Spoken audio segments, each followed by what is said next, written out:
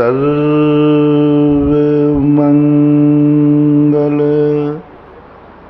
मांगल्यं सर्वकल्याणकारकं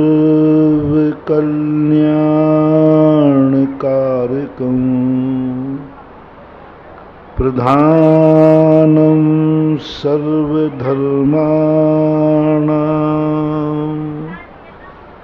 जैनं जयतु शासनम्।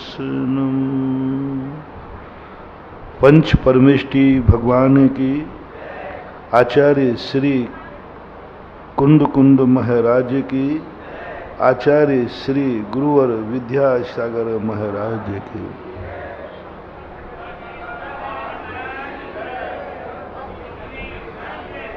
दुनिया में दो प्रकार के प्रभाव देखे जाते हैं। एक प्रभाव वह है जो वस्तु में होता है। वस्तु में ताकत होती है, हम कुछ भी कर लें, जब तक वह वस्तु की मेहरबानी नहीं होगी हमें कोई लाभ होने वाला नहीं।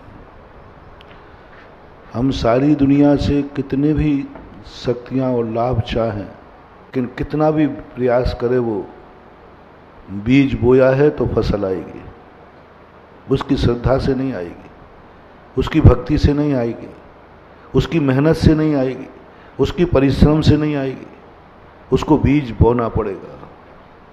भौतिक है। संसार की जितनी भी वस्तुएं हैं, तुम्हें रहने के लिए तुम कितनी भी श्रद्धा कर लो, तुम्हारा मकान तभी बनेगा जब तुम्हारे पास पैसा होगा, ईंट गारा बजरी होगी। आप लाख श्रद्धा करना, लाख मकान पर श्रद्धा करना, लेकिन कभी भी वो मकान बिना पैसे के, बिना ईंट गारे बजरी के बन ही नहीं सकता, क्योंकि भौतिक है। आप भोजन कर लीजिए, कितने भी लाख श्रद्धा करो कि मैंने भोजन खा लिया, मैंने भोजन खा लिया, तो तुम्हारे पेट में भोजन पहुंचने वाला नहीं है। भूख तो भोजन से ही मिटेगी। भौतिकवादी। और भी जितने संसार के सुख हैं, और भी जो संसार के वैभव हैं, और भी जो संसार की उपलब्धियां हैं, ये भोक्ता के अधीन नहीं है, भोग के अधीन है। भोक्ता के हाथ में कुछ भी नहीं है। यदि भोक्ता के हाथ में हो जाए तो सारी दुनिया को लोग अपनी मुट्ठी में बांध लें। प्रकृति ने क्या कुदरत बनाई कि तुम सारी दुनिया के अधीन हो, तुम्हारी कितनी भी शक्ति हो, श्रद्धा हो, कुछ हो, तुम्हारे अधीन कुछ भी नहीं है। नीम कड़वी है, तुम कितनी श्रद्धा कर लेना, वो मीठी होने वाली नहीं। संसार के सारी नियम ऐसे भौतिकवादी, और उसी की खोज के कारण से धर्म की उत्पत्ति हुई है। यदि भोक्ता के अधीन दुनिया के पदार्थ हो जाते, दुनिया की शक्ति हो जाती, तो धर्म की जरूरत ही नहीं पड़ती। कोई मंदिर नहीं आता, कोई पूजा नहीं करता, कोई मुनि नहीं बनता, कोई साधना और तपस्या नहीं करता। भौतिकता में एक कमी है, भौतिकवादी में। संसार की सबसे बड़ी कमजोरी है कि वह भोक्ता के अनुसार कोई भी भोग पदार्थ पर नमन नहीं करता। सबसे बड़ी कमजोरी है। धर्म की नींव किस पर टिकी है? धर्म दुनिया में क्यों पूछा जा रहा है? धर्म में कोई अधिक ताकत है, ऐसी बात नहीं। इस भौतिक में एक बहुत बड़ी कमजोरी है, वीक पॉइंट है भौतिकता का। वह अपने स्वभाव के अनुसार सामने वाले को सुख दुख देता है, वो भोक्ता के अनुसार सुख दुख नहीं देता।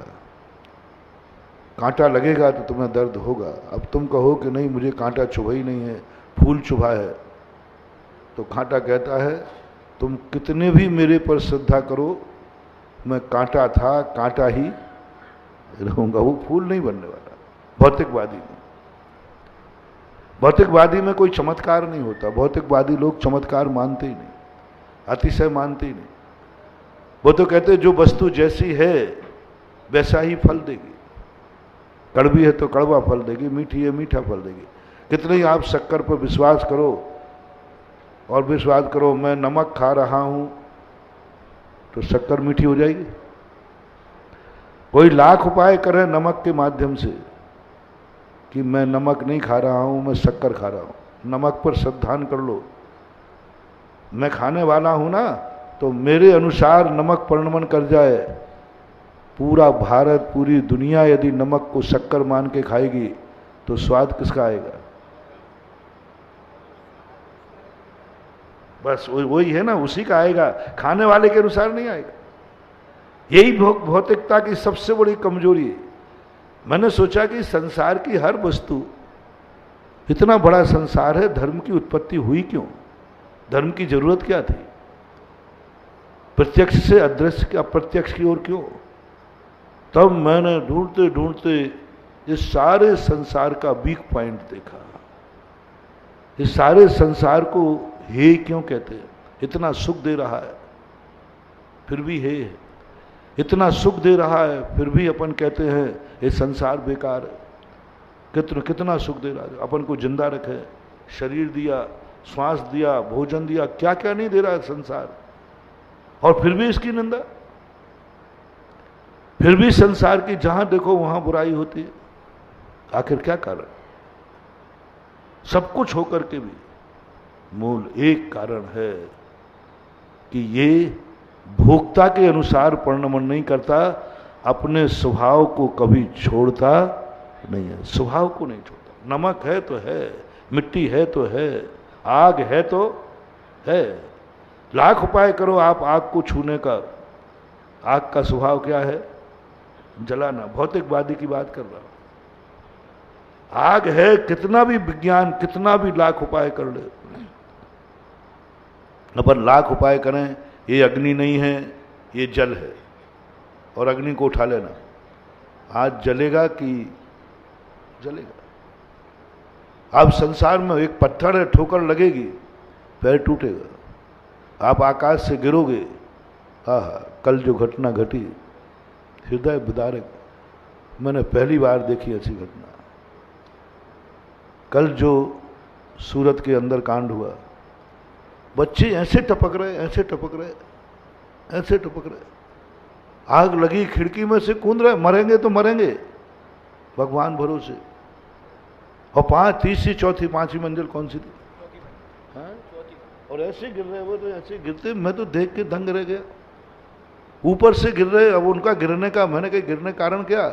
उन्होंने ये सोचा मरना तो यहां भी है, शायद नीचे गिरने पर हाथ पैर ही टूटे, बच जाए। बच भी गए उसमें 14 बच्चे बचे, एक मर गया गिरने से, बाकी ऊपर चले गए। गिरने से एक मरा। देखो, गिरने से उन्होंने साहस किया, ऊपर से गिर गए, 16 में से एक मर पाया, 15 बच गए, साहस किया। और यदि वो वहीं रह जाते, जो वहीं रह गए, नहीं कूद पाए, उनका जलना निश्चित था। उन्होंने साहस किया कि जो होगा तो होगा, कम से कम।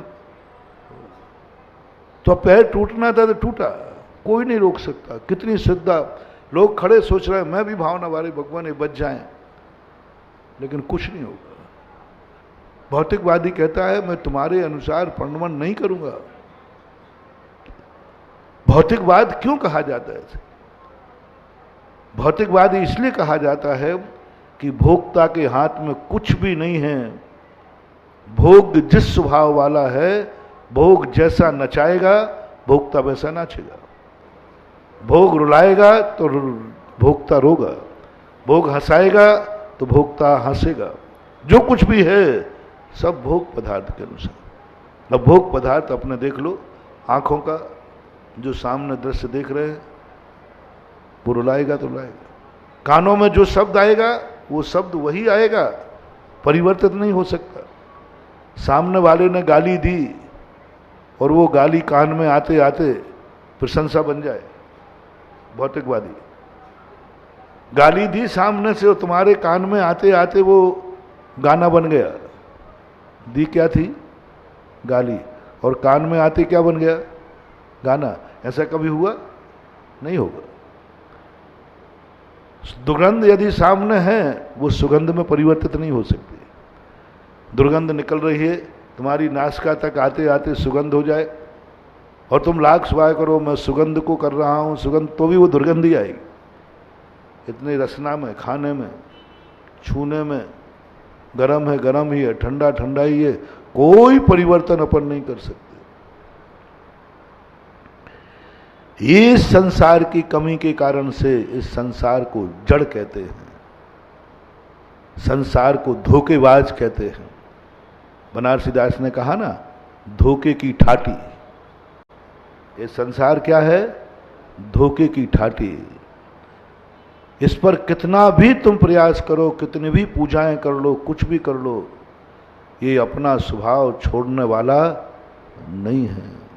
कल प्रश्न आया था ना, ग्रहों की पूजा, तुम लाख उपाय करो, ग्रहों की खूब पूजा करो ना, ग्रह अपना नेचर छोड़ने वाला। थर्मामीटर को अपन लाख फूल चढ़ाएं, लाख पूजा करें, अभिषेक करें, धूप दें कि हे थर्मामीटर अब इस बार लगा रहा हूं, बुखार नहीं आना चाहिए।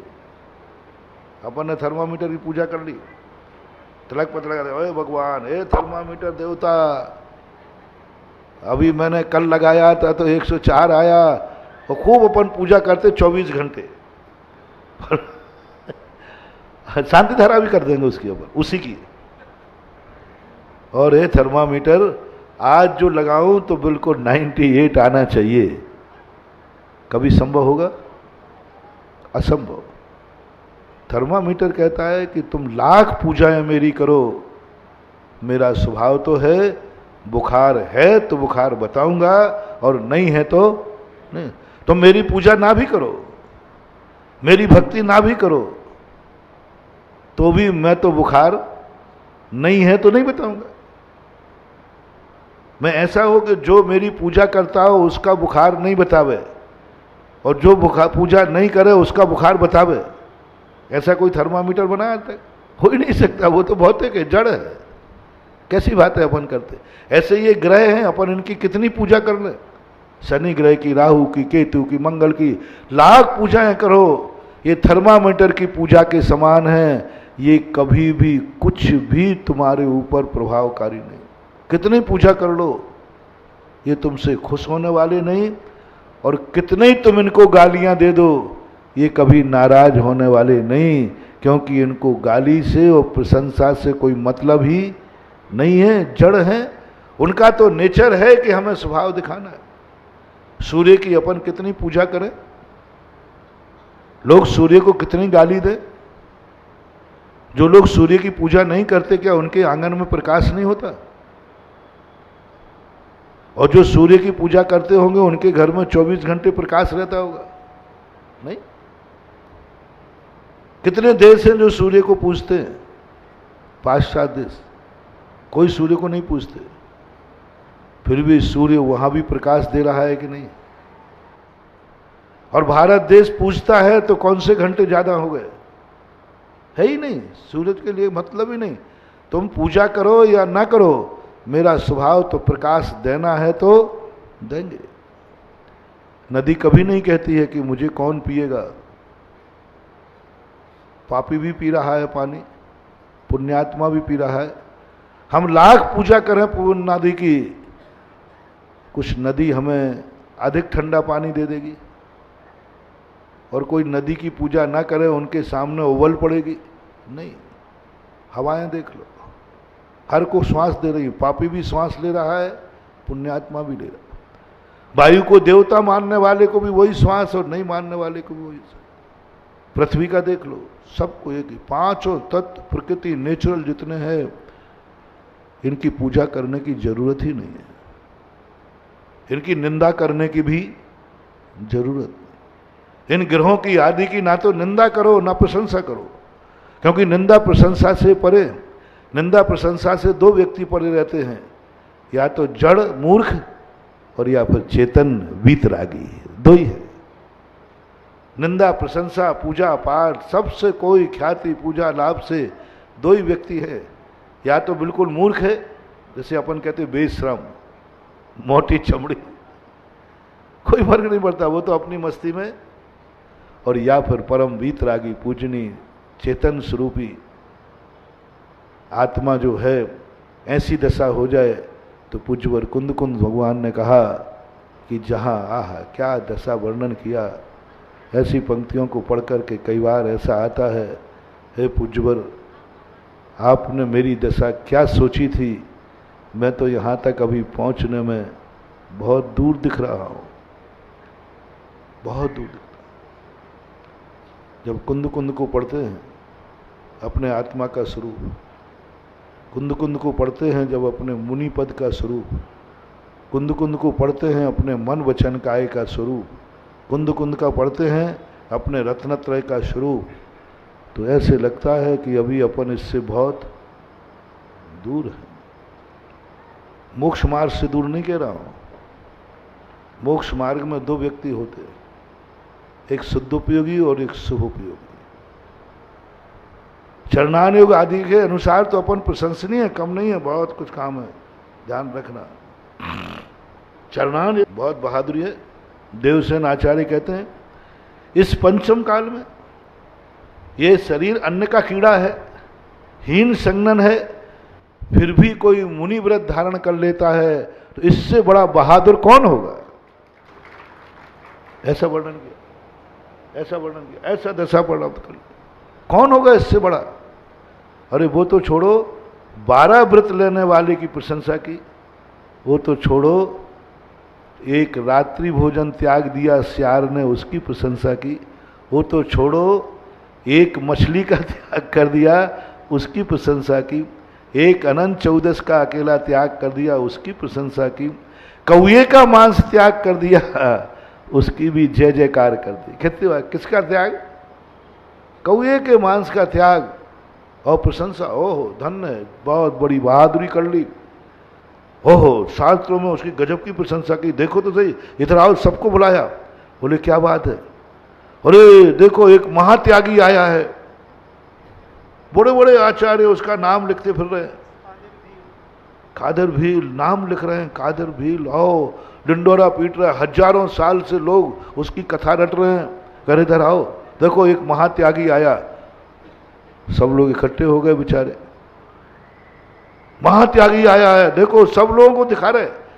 शास्त्र में लिखने का अर्थ क्या था कि सारी दुनिया उसका नाम आगे भी, बताओ, हजारों लाखों अरबों लोगों को दिखा रहे, आचार्य इधर आओ, बहुत बड़ा त्यागी आया है।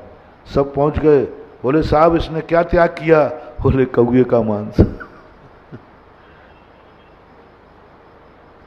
तुम लोगों ने क्लेम नहीं किया, तुम लोगों ने क्लेम नहीं किया कि महाराज क्या नाम, किसका नाम लग रहा है, हमारे तो पीढ़ी दर पीढ़ी से सारे मांस त्याग है तो भी नाम नहीं, और इसने कौए का मांस। क्या बात है, क्या बात है, कौए का मांस त्यागा, प्रशंसा कर दी। और एक जैनी ने कभी मांस को खाया न खा, भाव भी नहीं किया, तो उसका नाम कहीं शास्त्रों में नहीं। क्यों, वो कौन है, बस सवाल इतना सा है, वो कौन है, भील है, जिनके बाप ज्यादा मांस खाते हैं, जिनकी जाति मांस खाती है, जो मांस में ही जन्मा है, उस व्यक्ति ने मांस छोड़ दिया, बहुत बहादुरी की बात है। जिसने मछली खाना ही जिंदगी है, उसने पहली मछली छोड़ दी। जिसका फांसी लगाना कानून से दिया गया, कानून से दिया गया कि तुझे फांसी लगाना ही पड़ेगी, उसने 14 की हिंसा छोड़ दी। अरे क्या पता 14 को राजा आज्ञा दे दे तो क्या करूंगा, और हो ही गया है। और आप नियम लेते, महाराज 14 को मैं हिंसा का त्याग करता हूं, अब आगे बोलो महाराज जी थोड़ा सा एक हाली बीमारी की छूट, विशेष परिस्थिति की छूट। यदि ऐसा आ गया कि राजा आ गया, मौत आ गई सामने, यदि 14 को हिंसा नहीं करूंगा, महाराज जी कोई मार नहीं आ गया तो चींटी तो मार दूंगा, कोई मुझे मार नहीं आ गया 14 के दिन, कि देख मैं तुझे गोली से उड़ा दूंगा, नहीं तो क्या, नहीं तो एक चींटी मार दे। तो महाराज जी उस दिन की तो एक चींटी मारने की छूट रहेगी ना, वैसे नहीं मारूंगा मैं। हम लोग महाराज भीलवाड़ा वाले ऐसे आप जानते हैं, हम लोग बहुत अहिंसक हैं। लेकिन जिस दिन मुझे मरने की बारी आए और उसके चींटी के बदले में बच जाऊंगा, तो उस दिन की तो छूट रखूंगा। लेकिन उस चांडाल ने ये छूट नहीं रखी। मौत का फरमान जारी हो गया, मौत का फरमान जारी हो गया। मरना निश्चित है, मार दिया गया, समुद्र में फेंक दिया गया। वो कहता ठीक है। देखो कितनी बड़ी बात, यानी कहने का भाव है कि चरणान योग में तो छोटी सी बात की प्रशंसा की, छोटा सा भी त्याग। यहां तक कह दिया गया नियम कोई छोटा नहीं होता, बरगद के बीज का उदाहरण दिया। छोटा नहीं होता, बरगद के बीज के समान। नियम छोटा नहीं होता, नियम छोटा भी है, वो बरगद के बीज के समान फल देता है। चरणान योग एक बेर के पत्ते के बराबर भी मंदिर बनाओ और एक चावल के बराबर मूर्ति बैठा लो तो भी चरणान योग में प्रशंसा है। बहुत बड़ा चरणान योग के अनुसार तो आपकी बहुत बड़ी महिमा है। लेकिन मैं द्रव्यान योग की भाषा में कर रहा हूं। द्रव्यान योग की भाषा में जब अपने आत्मा का स्वरूप प्रकट होता है, कैसी दशा, कंचन और कांच में बराबर समता, अच्छे और बुरे दिन में बराबर समता, प्रशंसा और निंदा में समता, कुछ नहीं, अपना पराया का सब भेद खत्म, महासत्ता में चला जाता है। कौन स्त्री कौन पुरुष, कौन पिता कौन बेटा, कौन गुरु कौन शिष्य, कौन भक्त कौन भगवान, यहां तक कि कौन चेतन और कौन जड़। जब महादशा में महासत्ता में पहुंचता है साधक, उस समय जड़ और चेतन का भेद भी खत्म हो जाता है। कौन जड़ कौन चेतन, कौन पुद्गल कौन पर कौन स्वयं, सब एक स्वयं महासत्ता। कुछ नहीं, जड़ चेतन का भेद खत्म, मोक्ष और संसार का भेद खत्म, नरक और मोक्ष का भी भेद खत्म, पुण्य और पाप का भेद खत्म, शुद्ध और बुद्ध का, शुद्ध और अशुद्धि का भी भेद खत्म, सब खत्म। मात्र एक महासत्ता पर व्यक्ति टिक जाता है। ऐसी दशा का वर्णन जब कुंद कुंद भगवान करते हैं तब ऐसे लगता है कि अभी बहुत चलना है, अभी बहुत बाकी है। चरणान योग पढ़ते हैं तो लगता है हम बहुत चल चुके, और द्रव्यान योग पढ़ते हैं तो लगता है अभी बहुत चलना बाकी है। चरणान योग से तो बहुत अच्छा लगता है, हम बहुत चल चुके, अहंकार आता, बल आता है तुमसे बहुत आगे हूं जी, तुम कहा तुम लगते हो, देखो लगता है। लेकिन जब ऊंट पहाड़ के नीचे जाता है, जब चरणान योग को पूर्णतः निर्दोष पालन करने वाला मुनि, अब तो मेरे में कोई कमी नहीं है, मैं 28 मूल गुण का पालन कर रहा हूं, बराबर निर्दोष पालन कर रहा हूं, और तैसे ही द्रव्यान योग रूपी मां कहती बेटा इधर आ जा, इधर आ, कम हियर। और उधर आते ही ऊंट जब पहाड़ के नीचे जाता है ना, तो उसको औकात पता चलती है कि मेरी ऊंचाई क्या है। सारे जानवरों के बीच में लगता है कि ऊंट बहुत बड़ा है, लेकिन द्रव्यान योग के पहाड़ के नीचे जब साधु जाता है तो ऐसे लगता है कि अभी तो बहुत ऊंचाई पे चलना है, मैं तो अभी चला ही नहीं हूं, मैं तो अभी चला ही नहीं हूं। चरणान योग हमें उनके सामने प्रस्तुत करता है जो गड्ढे में पड़े हैं और हम किनारे पर बैठे हैं। तो कैसा लगेगा? चरणान योग कहता तू बहुत आगे बढ़ गया। बोले क्यों? देख गड्ढे में, देख गड्ढे में।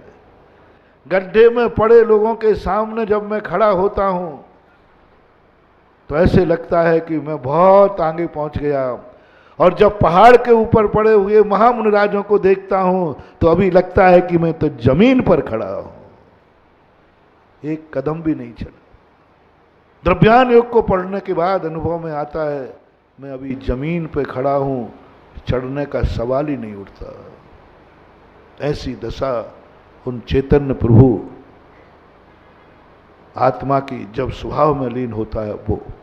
अब ये दोनों चीजों में तो, और ये एक जड़ होता है जो अपना मूल प्रसंग था, एक जड़ पदार्थ होता है, इनको कोई निंदा प्रशंसा से मतलब नहीं होता। अपना प्रसंग चल रहा है इन ग्रहों के ऊपर, ये ग्रहों की कोई पूजा पाठ नहीं करना, ये भौतिक है। इस संसार से सुख की कल्पना मत करना, वो सुख देना चाहे तो मिलेगा, नहीं तो नहीं मिल सकता। कोई प्रयास, ये सबसे बड़ा इस संसार की कमजोरी है। इसी कमजोरी के कारण से धर्म की उत्पत्ति हुई है। बहुत रहस्य खोल रहा हूं, अभी मैंने 10-15 मिनट में आपको भौतिकता का पूरा चित्रण बता दिया। इस संसार को मत पूछो, संसार के कोई अपेक्षाएं मत रखो। संसार के सामने तुम्हारी श्रद्धा, विश्वास, चमत्कार कोई काम नहीं करेंगे, क्योंकि वो जड़ है, क्योंकि वो अचेतन है, क्योंकि वो भौतिक है। उसका नेचर है कि मैं भोक्ता के अनुसार नहीं परिणमन करेंगे। मेरा जो नेचर है वो देखना है तो देखो, वो सुनना है तो सुनो, वो खाना है तो खाओ, वो बोलना है तो बोलो, वो चलना है तो चलो। मैं अपना स्वभाव नहीं छोड़ सकता। संसार बिच्छू के स्वभाव का है, तुम कितने भी उसको बचाने जाओ वो तो डंक मारेगा। कितने आप लोगों ने खुद देखा है, जिन जिन के ऊपर तुमने बड़े बड़े उपकार किए, अंत में वे ही तुम्हारी जिंदगी के लिए घातक बने। ऐसा संसार में होता है कि नहीं? जिन जिन के तुमने आंसू पहुंचे उन्हीं ने तुम्हें रुलाया। जिन जिन को तुमने सुख देने का भाव किया उन्होंने किया परसों की बात। जिन जिन को तुमने शरण दी उन्होंने तुम्हारे पंख कुतर डाले। ये संसार है। जिन जिन को, कितने लोग संसार में हैं, एक बात से हर व्यक्ति दुखी है, वो भी उसी में शामिल है, ये मत समझना। एक ही महाराज जी मैंने उसके साथ इतना किया लेकिन उसने मुझे धोखा किया, मैं बड़ा खुश होता हूँ। मैंने कहा ये चाल बनी रहे। एक बार एक व्यक्ति ने कहा, बोले महाराज जी आप थोड़ा भावना भाव कि संसार में छल कपट मायाचारी दुख ये सब खत्म हो जाए। आप साधक हैं, आप माला फेरोगे तो ये काम हो जाएगा। आपकी भावना भाव तो ये काम हो जाएगा। आप भाव करो कि हे भगवान संसार में घर गृहस्थी में सब कुछ सुखी रहें, किसी को दुख नहीं हो, सब फलते फूलते रहें, कोई दुख नहीं हो, छल कपट मायाचारी कुछ भी नहीं हो। ये भावनाएं भाने के लिए आप लोग मेरे से कह रहे हैं और आते भी हैं। महाराज जी भाव ये संसार बहुत धोखेबाज है। मैं शिखर जी की यात्रा करने जा रहा हूं, बस रास्ते में कोई गुंडा नहीं मिले, आप भाव ना भाव, कोई मेरा जेब नहीं काटे, कोई मेरी चोरी नहीं कर ले। वे ये कहते हो कि नहीं महाराज जी हम बाहर जा रहे हैं, आप आशीर्वाद दो ना कि कोई गड़बड़ ना हो जाए। अब मैंने सोचा कि सोचूं तो हमें दो बातें ध्यान में आई। पहली बात पे तो मैं हंस गया, क्योंकि संसार जड़ है। भगवान ने भी ये भावनाएं भाई तो भी भगवान की भावना पूरी नहीं हुई। भगवान ने भी भावना भाई सुखी रहें सब जीव जगत के, कोई कभी ना घबरावे, बैर पाप अभिमान छोड़ जग नित्य नए मंगल गावे। शेखावाटी की घटना है, जब मैं सीकर चतुर्मास के लिए जा रहा था, वहाँ किसी ने कहा बरसात नहीं हो रही थी, महाराज आप भावना भाव सस्य श्यामला भूमि हो, हरी भरी दिखती रहे। मैंने कहा भाव कहीं ऐसा ना हो कि मेरी भावना, हर व्यक्ति को इज्जत का डर लगता है ना, कि कहीं मैंने भाई वो मेरी बेइज्जती हो गई तो, और मैं कोई वो थोड़ी हो, इज्जत के लिए तो दुनिया डरता है भैया। और मैंने कहा कि मैं भा दूं और काम नहीं हुआ तो मेरी बेइज्जती होगी। तो मैंने कहा कि पहले मेरे पैसे भी किसी ने भावना भाई है कि नहीं। तो हमने बड़े महाराजों को, बड़े भगवानों को उठाया। मैंने कहा भगवान आपने, भगवान कहते तू क्या भाएगा, तू तो कहने पे भा रहा है, मैंने तो 10 जन्म से ये भावना भाई, उसी के बल पर मैं तीर्थंकर बन गया, लेकिन संसार को सुखी नहीं कर पाया। वो स्वयं तो सुखी हो गया। सुखी रहे सब जीव जगत के। कोई साधारण आत्मा ने ये भावना नहीं भाई थी। किसने भाई थी? महावीर स्वामी ने, ऋषभदेव ने, अनंत तीर्थंकरों ने भावना भाई। उनकी भावना झूठी थी कि साची, लेकिन प्रभाव तो कुछ नहीं हुआ। संसार आज भी दुखमय है, आज भी दुखमय है संसार, और अनंत तीर्थंकर भावना भागे, दुखमय संसार। कृष्ण बैरभाव छोड़ दिए, भाई भाई लड़ रहे। उधर ऋषभदेव तीर्थंकर भावना भा रहे हैं, बैर पाप अभिमान छोड़ जग नित्य नए मंगल वावे। इधर बाहुबली दोनों कह रहे हैं आजा बेटा निपट ले। क्या है ये दुनिया, समझ में नहीं आती। बाप भावना भा रहा है कि कोई बैर भाव। बाप का चमत्कार है कि शेर और गाय एक भाट पर पानी पीवें, ऐसी भावना है। उधर उनके दोनों छोकरे भरत बाहुबली एक दूसरे के प्राणों के प्यारे हैं, ताल ठोक रहे हैं। मैंने समझ लिया, मैंने कि अपन को भावना नहीं बाना, अपन को अपनी इज्जत खराब नहीं करना। भगवान तो भगवान होते हैं, वो कहते हैं मेरी इज्जत खराब होवे तो हो जाए, लेकिन मैं भावना तो, लेकिन अपन तो इज्जत वाले हैं ना, क्योंकि अपनी इज्जत तो बहुत छोटी सी है ना। जिसकी छोटी सी पूंजी हो ना, वो बहुत संभाल के रखता है। जिसके बहुत धन होता है, उसकी पीक दान भी सोने की होती है, और वो कहाँ पड़ी रहती है। जो बड़े आदमी होते ना, उनके सोने की भी पीक दान होती है, और वो कहाँ पड़ी रहती है?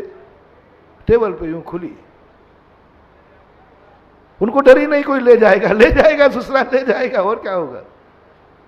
उनके यहाँ हर चीज यूं पड़ी रहती है। अपन लोग गरीब देख के सोचता है अरे सोने की पीक दान ऐसी पड़ी है,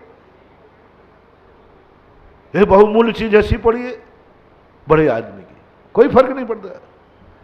लेकिन जितने सोने की वो पीक दान बनी, 5-6 तोले की तो बनेगी अच्छी सी। चुल्लक जी कह रहे आधा किलो की अच्छी बनेगी तो आधा किलो की बनेगी। हमने तो बहुत, और वो 5-6 तोला सोना यदि किसी गरीब को मिल जाए तो वो कहाँ रखेगा बोलो ना? प्राण दे देगा। उसको लेने के लिए चोर आ जाए ना तो मर जाएगा, लेकिन छोड़ेगा नहीं। तिजोरी में रखेगा, संभाल के रखेगा, ड्यूटी देगा, सोएगा नहीं। गरीब है। मैंने एक बार बताया था ना कि मैं गुना जिले में बिहार कर रहा था। एक पुल, 5 किलो ज्वार के लिए एक व्यक्ति रेल से कट के मर गया। पुल था मुंगावली के पास, बेतवा में पुल पड़ता है। मात्र 5 किलो ज्वार थी उसकी। वो 5 किलो ज्वार छोड़ देता है तो बच जाता है, पुल पे साइड में खड़ा हो जाता है। लेकिन उसके चक्कर में उसने पकड़ उठाया गाड़ी में। मैंने बहुत सोचा, मैंने कि देखो गलत, लेकिन जब मैंने उसकी तरफ से सोचा तो वो कैसे छोड़ देता। वो 5 किलो ही तो उसकी ज़िंदगी थी, 5 किलो में तो बेटे की रोटी थी, और 5 किलो में तो घर की भूख मिटना थी। वही तो आज की उसका जीवन था, वो छोड़ कैसे देता। एक अमीर आदमी को 5 किलो ज्वार की कीमत क्या है? कुत्ते खा लेते, कुत्ते जानवरों को खा लेते हैं, इतना तो उनके भोजन में बच जाता है। लेकिन उसको क्या था? एक 5 किलो ज्वार जिंदगी थी, जीवन था। आज ज्वार नहीं पहुंचेगी, सारा घर भूखा सोएगा। उसको क्या? वही बात, जैनी को मछली खाने की जरूरत क्या है? तुम्हारे पास तो सब भोजन है, शाकाहार है, सब हो, महाजन हो, सब तरफ से तुम्हारे बाप दानों ने सब व्यवस्था की। लेकिन धीवर की जिंदगी देखो क्या है। उसकी तो वही मछली जिंदगी थी। त्याग देखना, तुम्हारी मछली जिंदगी नहीं है, भोजन है। वो तो ऐसे देश में, ऐसे कुल में, ऐसी जाति में है जहां उसकी पहली मछली ही जिंदगी थी, और वो मछली नहीं मारी, उसका हश्र क्या हुआ? पूरा परिवार भूखा सोया। सवाल एक मछली का नहीं था, सवाल पूरे परिवार का भूखे रहने का था। सवाल एक मछली का नहीं था, उसकी जिंदगी की भूख का था। सवाल एक मछली का नहीं था, उसकी जिंदगी का था। उसकी एक मछली का त्याग में देखो कितना बड़ा बलिदान। पूरा परिवार उस दिन भूखा सोया, स्वयं भूखा सोया। उसी रात में उसकी मौत हो गई। पूरी घटना आप दयोदय में पढ़ना ना, संक्षिप्त बता रहा हूं। एक मछली की मारने का कीमत क्या दे दी उसने? परिवार को भूखा रख दिया। कौन सी बहादुरी कर ली एक मछली छोड़ करके? एक मछली छोड़ करके बहादुरी कर ली कि उस नियम के खातिर भूखा रह गया, नियम के खातिर मर गया, जीवन समाप्त कर दिया। दो ही चांडाल के, वही सबके देख लो। खादर भील का यही, कौए के मांस के लिए मर गया, बुझवान के। तो गरीब आदमी के पास थोड़ी सी भी वस्तु हो तो, और बड़े आदमी के पास तो, मैं तुलना किससे कर रहा हूं? भगवान बहुत बड़ा आदमी है, मैं बहुत गरीब। उनके पास तो बहुत बड़ी इज्जत है। इज्जत बिगड़ भी जाए तो बोलो ना, क्या फर्क पड़ता है? कौन को? इज्जत बिगड़ भी जाए तो क्या फर्क पड़ता है? कोई गाली देवे तो क्या बोल, सुनते ही नहीं है, कान ही नहीं है, वो सुनते ही नहीं। कितनी गालियां देते रहो, उनको कोई फर्क ही नहीं पड़ता।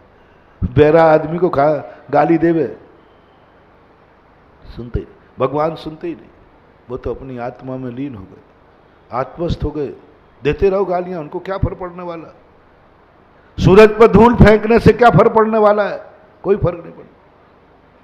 लेकिन अपन लोग तो क्या है, बोलो ना, अपना तो पुण्य भी इतना सा, साधना भी इतनी सी, इज्जत भी इतनी सी, यश भी इतना सा।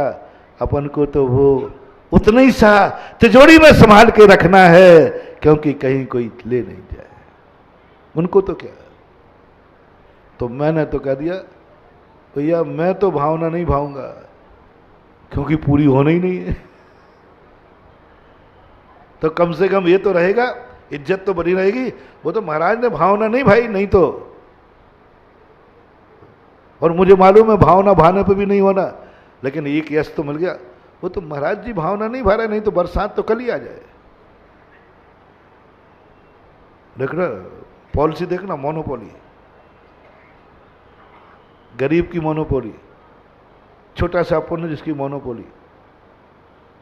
अब सब में चर्चा क्या बन गई? भैया महाराज ने मना कर दिया, भाई मैं तो भावना नहीं भाऊंगा। और सारे शहर में क्या हो गया?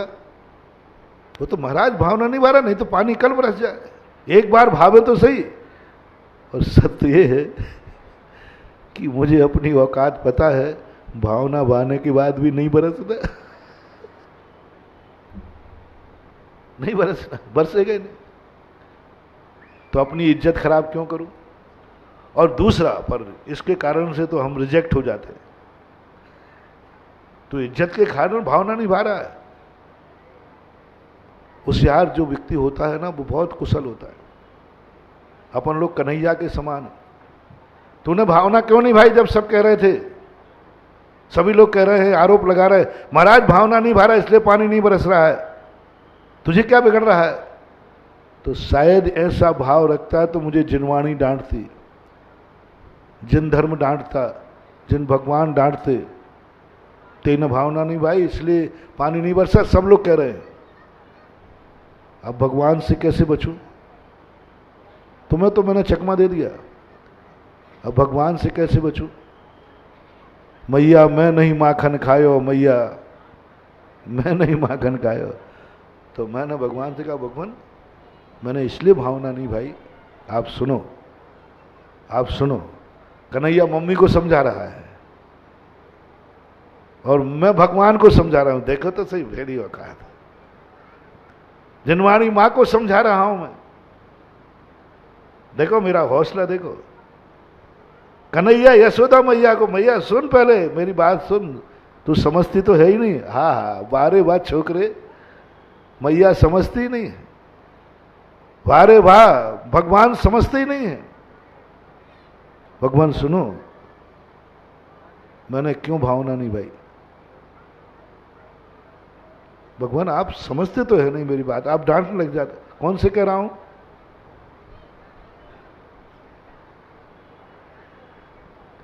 हाँ बोल भाई, क्या बात है जो मैं नहीं समझता हूं तू समझता है? भगवान मैंने इसलिए नहीं भावना भाई कि मैं भाता और संसार सुखी हो जाता, मैं भाता और संसार में छल कपट हो जाता। अब भगवान मुस्कुरा रहे, देखो इसको कितना अहंकार है। यानी मैंने भाया तो नहीं हुआ ये जान रहा है, और कहता मैं भाता और संसार सुखी हो जाता, तो संसार में छल कपट खत्म हो जाते तो, हाँ हो जाते तो। मैंने कि भगवान फिर कोई मोक्ष नहीं जाता, फिर कोई मुनि नहीं बनता, फिर कोई व्यक्ति ये धर्म मिट जाएगा। इसलिए मैं धर्म रूपी कंपनी का एजेंट हूं, इस कंपनी का दिवालिया नहीं निकालना चाहता हूं। इसलिए भावना भाता हूं कि संसार दुखी बना रहे, संसार में छल कपट बना रहे। बोलो सही बोलना एक समझाने की कला है, समझाने की प्रोसेस ले रहा हूं। सच बोलना। यदि संसार में सारे सुख हो जाएं, छल कपट हो जाएं, तो फिर कोई मोक्ष जाने का भाव करेगा? क्यों करेगा? क्योंकि अपन मोक्ष किस लिए जा रहे हैं? हेतु तत्र विचित्र दुख निचया संसार घोराणवा। क्या बात कह दी भगवान ने।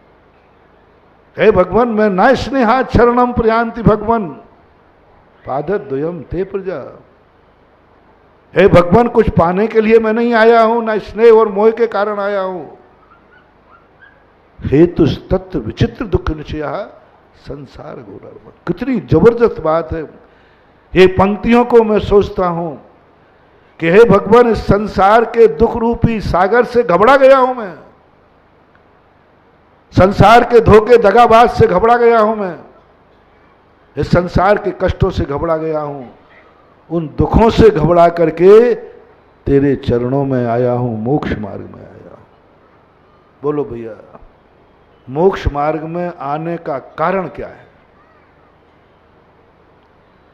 यदि संसार में सारा हित हो जाए तो आत्म को हित है सुख सो सुख, आकोलता बेन कहिए आकोलता शिव माही ना तात, शिव मगला ग्यो चाहिए। बस सीधी बात है। आकुलता दुखदाई है, निराकुलता सुखदाई है। मोक्ष मार्ग में निराकुलता है, इसलिए मैं आ गया, और कोई कारण नहीं, कोई कारण नहीं। सुख पाना है और दुख से दूर होना है। अब भगवान की तो छोड़ो, अपनी मीटिंग में निर्णय करते हैं भगवान के चक्कर में। तो भगवान तो बहुत बड़े आदमी, देखो वो कहते कुछ नहीं, तुझे सुख की भावना भाना है, चलो उनको छोड़ो। बड़े आदमियों के चक्कर में ज़्यादा नहीं पड़ना। अब अपन लोग तो एक से प्राय थोड़ी बहुत अंतर है, ज़्यादा नहीं है। कितने फीट हो गए? स्टेज के 4 फुट और 3 फुट, 6-7 फुट का अंतर, ज़्यादा नहीं है। तुम 6 क्लास नीचे बांध लो, मैं 6 क्लास ऊपर, कुछ नहीं। अभी तुम 6 फुट नीचे, मैं 6 फुट, ज़्यादा अंतर नहीं है। अपन प्रस्ताव पास करें कि बताओ संसार में यदि दुख और छल कपट ना हो तो कोई मोक्ष आएगा, मार्ग में आएगा? संसार में दुख नहीं हो तो कोई मंदिर आएगा? संसार में धोखा दगाबाज ना हो तो कोई व्यक्ति धर्म के लिए माला फेरेगा? नहीं फेरेगा। तो अब बोलो धर्म को मिटाना है कि चलाना है? जोर से बोलना। चलाना है तो भावना भाव संसार दुखी बना रहे, मंदिर खाली रखना है कि हाउसफुल? तो बस थोड़े दुख बना रहे तो मंदिर चलता रहेगा हाउसफुल। दुख में सुमरन सब करें, दुख में, ये संसार का स्वभाव है। हाँ ये वायदा तुम कर दो कि महाराज ऐसी भावना मत भाओ, मैं वायदा करता हूं जितना जितना सुख बढ़ेगा उतना उतना हम धर्म करेंगे, जितना जितना हमारे साथ छल कपट नहीं होगा, उतना हम धर्म करेंगे। जितना जितना हमें सुख मिलेगा उतना उतना हम मंदिर आएंगे, उतनी मालाएं फेरेंगे, और सबसे ज्यादा सुख मिला उसी दिन हम मुनि बन जाएंगे। किस दिन मुनि बनेंगे? जिस दिन महाराज मैं हाउसफुल हो जाऊंगा, सब प्रकार के चक्रवर्ती बन जाऊंगा, पूरा सब कुछ मिल जाएगा, उस दिन मैं मुनि बन जाऊंगा। किस दिन मुनि? या तो ये वायदा कर दो, या तो ये भावना भाव, और नहीं तो फिर मंदिर तो चलाना है। मैं तो मंदिर का एजेंट, कमीशन वहीं से मिलता है। मोक्ष मुनि महाराज मैं हूं, मुनि धर्म का तो कमीशन मेरा जिंदगी है। आजीव के श्रमण संस्कृति का जो मेरा कमीशन है वही मेरी जिंदगी है, वही मेरा द्रव्य है, वही मेरा गुण है, वही मेरा पर्याय है। उसी के कारण मेरी आंख है, कान है, नाक है, जो कुछ भी है सब मेरी कौन है? श्रमण संस्कृति। अब इसको तो दिवालिया मैं नहीं करूंगा। अब वायदा तुम्हारे ऊपर है कि दुखी रख करके ये कंपनी चलाऊं या सुखी रख करके चलाऊं, फैसला आपके हाथ में।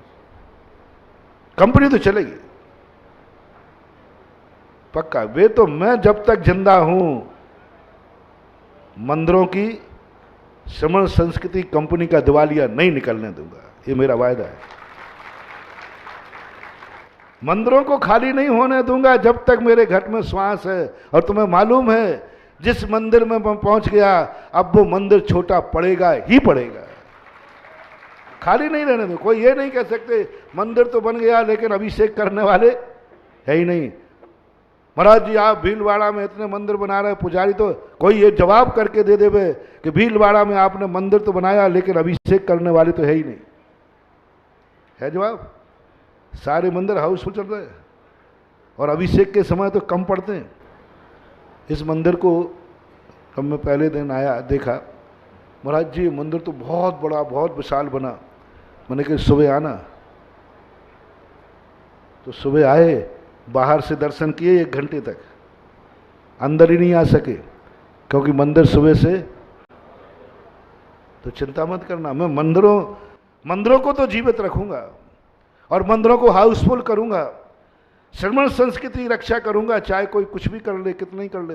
बहुत सारे लोग मुझे चुप करने के बहुत हथकंडे अपनाते हैं, बहुत परेशान करते कई लोग, बहुत बुरे बुरे शब्द बोलते, बुरे बुरे पत्र लिखते, बुरे बुरे व्हाट्सएप डालते, इतने गंदे कि पढ़ने में भी तुम्हें शर्म आवे। और बहुत बुरे कोई मैगजीन निकालता, और तुम तो मालूम है सब, हमें क्या बताना, दुनिया में सबसे ज्यादा मैगजीन किस पे और जो आया मन में निकाल देता है, क्योंकि अपन पे कोई प्रभाव पड़ने वाला है नहीं। कोई जो मन में आता कर दे, तो भी मुझे कोई चुप ना कर पाया है और ना कर पाएगा। सारे भारत को चुनौती है, तुम्हें जो हथकंडे अपनाना हो, जादू टोना, भूत भभूत, ओझा फोजा, छेदपाल, पद्मावती, लांछन, बुरे भाव, बुरी गालियां, बुरे टाइटल, जो तुम्हारे मन में आए, सारे भारत को छूट है। लेकिन सुधा सागर को ना कोई चुप कर पाया है और ना कर पाए। बस एक जरूर चुप कर लेगा, वो जबलपुर के पास बैठा है, मेरा पूज्य गुरुदेव है, और उसके सामने नहीं बोलूंगा, ध्यान रखना। उसने कहा है चुप, फिर तो मर जाऊं तो मुंह नहीं खोलेगा। बस एक ही शक्ति है जो मुझे चुप कर सकती है, उसका नाम है परम पूजनीय आचार्य विद्यासागर महाराज।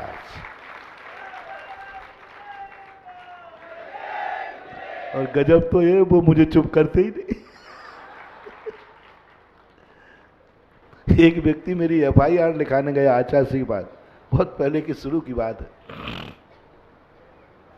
महाराज जी आपका शिष्य सुधा सागर ऐसा बोल रहा है, ऐसा बोल रहा है, हमारी तो धज्जियां उड़ा, सब कुछ खत्म कर दिया। सब हमारे जहाँ 2-2 हजार फॉलोवर थे, आज वहाँ एक भी नहीं है। 2 मिनट तक कहते रहे, जो लोग वहाँ बैठे थे, बैनर्जी पाटनी वगैरह सब लोग बैठे थे। आप आदेश दीजिए ऐसा ना बोले वो। तो हमारे आचार्य श्री क्या बोलते हैं, आगम वृद्ध तो नहीं बोला, देखना, अब FIR लिखाने जा रहा है, लिखा दी और FR लग रही है। अब देखना, अभी FRI लिखाने वाला FR लगा रहा है। अच्छा, आगम वृद्ध तो नहीं बोलते? बोले नहीं, आगम वृद्ध तो नहीं बोलते। तो आचार्य सिंह ने क्या कहा, इसी के लिए तो राजस्थान भेजा है।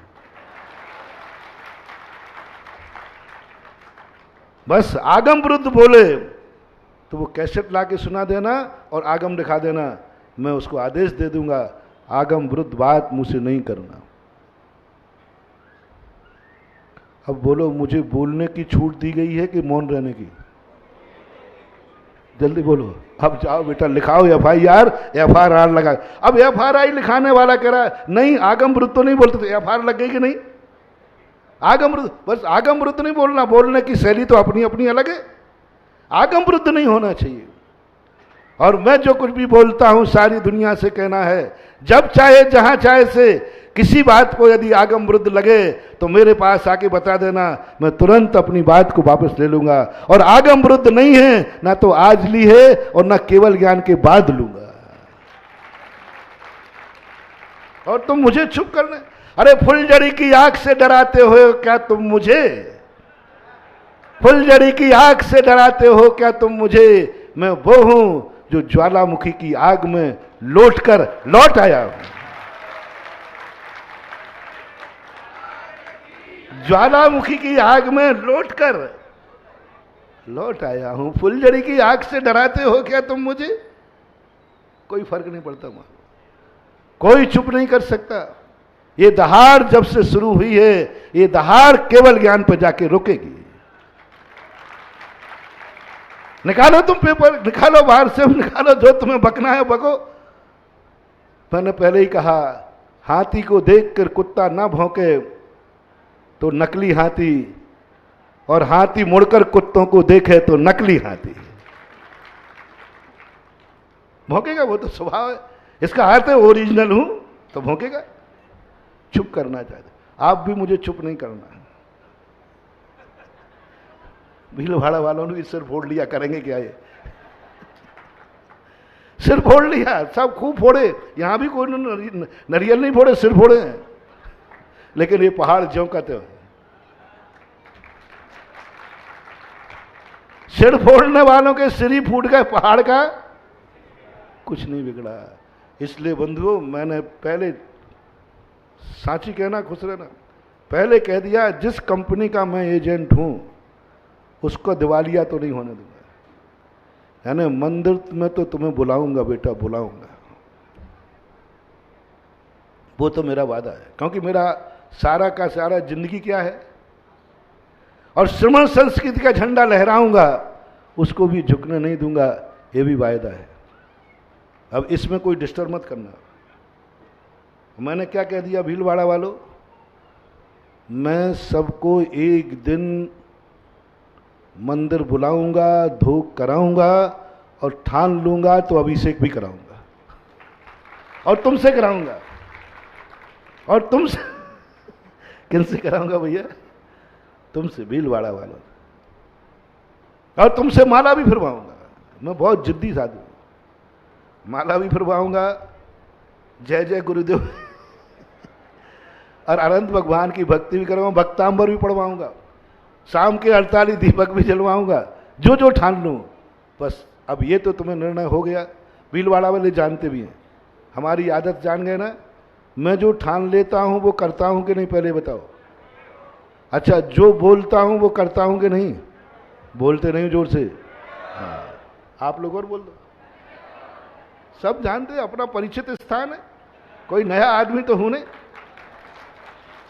तुम मेरी नस नस जानो, तुम मैं तुम्हारी जानू। यदि अभी तक तुम्हें पसंद नहीं होता तो एक भीलवाड़ा के आजाद नगर कोने में बैठ करके प्रतिदिन की सभा, इतनी जनता क्यों आती सारे भीलवाड़ा की? अभी तक मैं गलत होता तो मैं अकेला बसता, तुम तो सब भाग गए।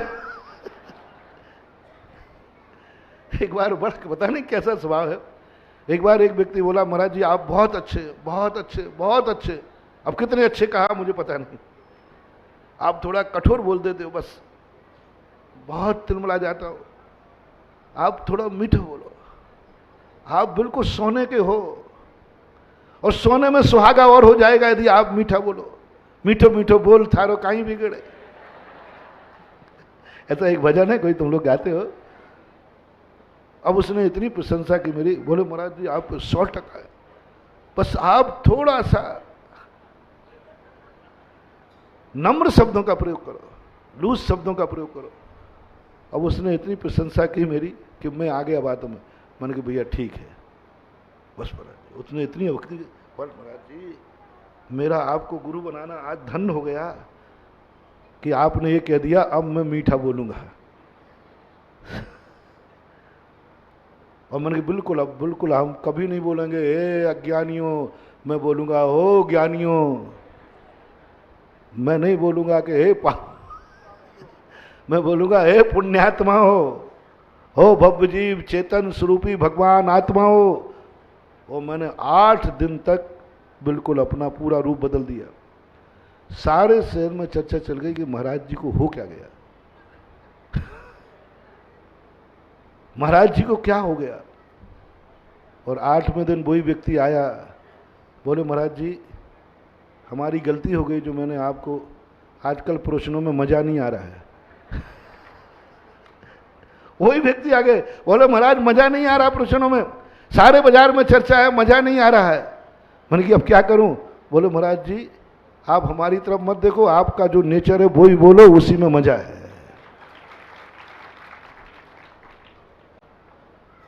ना। लोग कैसे पागल है, सुनना भी मुझसे वही चाहते हैं। क्यों आते हो? अच्छा जिनको मेरी वाणी बुरी लगती है वे सुनते क्यों हो मेरी, पहले ये बताओ। मैंने कब कहा तुम सुनो? मैं घर घर गया था तुम्हें बुलाने? आज टीवी पे देखना, सबसे ज्यादा इस समय मेरा प्रवचन वो लोग सुन रहे हैं जो मेरी बुराई करते हैं। दुनिया और महाराजों के प्रवचन नहीं सुनेंगे, जिनको वे गुरु मानते हैं उनके प्रवचन नहीं सुनते। बताओ कैसी हालत है मेरी, बताओ भाई तुम्हारे गुरु हैं, तुम अपने गुरुदेव के प्रवचन सुनो, जो तुम्हें मीठे प्रवचन रहे उनको मिलो, ये कड़वे प्रवचन क्यों सुनते हो? मैं तो सारे भारत से कहता हूं जिनको मैं पसंद नहीं हूं, मेरे प्रवचन पसंद नहीं है, वे मेरे प्रवचन ना सुने, क्योंकि मैं अपना प्रवचन मैं अपने भक्तों को सुनाना चाहता हूं। क्योंकि मुझे तो एक नीति कही है, किसका उद्धार करना? जैन दर्शन पापियों के नाश के लिए नहीं है, जैन दर्शन पुण्यात्माओं के उद्धार के लिए। भगी भागन बस जोगे बसाए। मुझे क्या लेना ना दुश्मनों से, मुझे क्या लेना जो मुझे पसंद नहीं करते, क्या लेना देना उनसे? उनको मेरा कोई प्रवचन नहीं है, कृपया करके वो ना सुने। मेरा प्रवचन तो उनको है जो मेरे भक्त हैं, जिनको मेरी गाली भी अच्छी लगती है। मैं तो उन बेटों का बाप हूं। एक बेटा था जो स्कूल में कोई थोड़ा भी निकाल दे हाथ तोड़ देता था, हाथ तोड़ देता था। कोई आंख दिखा दे तो आंख फोड़ देता था, भयंकर लड़ाकू था। और एक दिन घर में उसके पिताजी मार रहे थे, रास्ते बाजार में मार पीट रहे थे। पिटने के बाद वो कुछ नहीं किया, उसने बोल को जैसे पिटता रहा, यूं करके आया। बाजू में दोस्त कहते आज तुझे हो क्या गया? अरे तू और इतना पिट रहा था, तू इतना पिट रहा था, तू तो किसी का हाथ तोड़ देता। बोले चुप रहे, वो बाप था। बस ऐसे बेटों का मैं बाप हूं, ऐसे शिष्यों का मैं गुरु हूं, भक्तों का, जो कितनी सारी दुनिया में कितने ही करें, और जब मैं पीटूं तो कोई कहे देख महाराज क्या बोल रहे, तू इतना बेशरम है, चुप रहे, ये मेरे गुरु हैं। उनके लिए उद्धार है, उनके लिए प्रवचन है। इसलिए कृपया करके पूरे भारत के लिए स्पष्ट घोषणा करता हूं, जिनको मेरे प्रवचन ठीक नहीं लगते हो, मैं गलत बोलता हूं, मैं गलत हूं, वे कृपया कर ना मेरे प्रवचन सुने, ना मेरा दर्शन करें, और ना मुझे नमोस्तुर करें। अब क्या झगड़ा है? अब क्या झगड़ा है बताओ? वो मुझे आहार भी नहीं देवे, वे चौका भी नहीं लगावे। अब और क्या बोलूं बताओ? और कौन बनो बताओ, क्या बोल दूं? अच्छा वो मेरा बिहार भी नहीं करावे, अच्छा वो अपने नगर में भी नहीं बुलावे, और मुझे ध्यान नहीं आ रहा है। ये नहीं करना क्योंकि मैं पसंद नहीं हूं तुम्हें। मेरे प्रवचन पसंद नहीं, मैं पसंद नहीं, तो ना तो नमोस्तु करना, ना बिहार बुलाना, ना आहार देना और ना प्रवचन सुनना। अब ऐसा डंके की चोट पर और कौन बोलेगा बता दो। मेरा प्रवचन तो वही सुने जो पिटने के बाद थोड़ा भी क्लेश नहीं हो और ये भाव आ जाए, किसने मारा है? गुरु जी ने। और फिर उसके लिए मैं आशीर्वाद देता हूं, गुरु जी मारे धम्म धम, विद्या आवे छम।